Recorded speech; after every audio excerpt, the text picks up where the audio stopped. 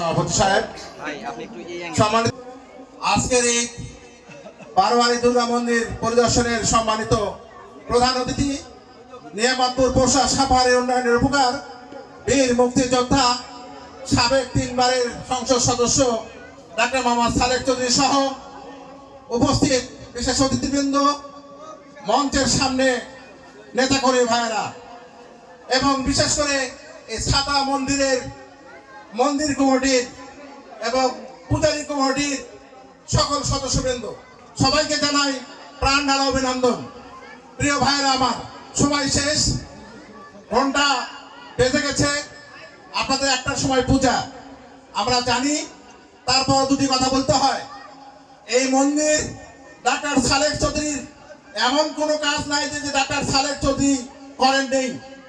অতএব আগামী জাতীয় নির্বাচন, এই নির্বাচনে আপনাদের কাছে দাবি ডাক্তার সালেক চৌধুরীকে ধানের শীষে ভোট দেবেন, এটাই আপনাদের কাছে দাবি।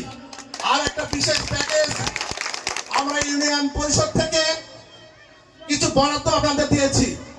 গত বরাদ্দে আপনাদের চাহিদা ছিল মন্দিরের গেট নাই। আপনাদের সভাপতি সাহেব একটু অনুরোধ করছিলেন আমাদের কাছে, ডাক্তার সালেক চৌধুরীর কাছে, তো সেই মন্দিরের গেট বাবদ 30,000 টাকা বরাদ্দ দেওয়া হয়েছে। তার নগদ 5,000 টাকা আমি এখন দিয়ে গেলাম এবং পূজার পরেই এই বরাদ্দটা উঠবে আমাদের প্যানেল চেয়ারম্যানের কাছ থেকে, আপনারা নিয়ে নেবেন। ধন্যবাদ সকলকে, ধন্যবাদ। লাইক দিন, শেয়ার করুন, সাবস্ক্রাইব করুন, কমেন্ট করে আপনার মতামত জানিয়ে দিন।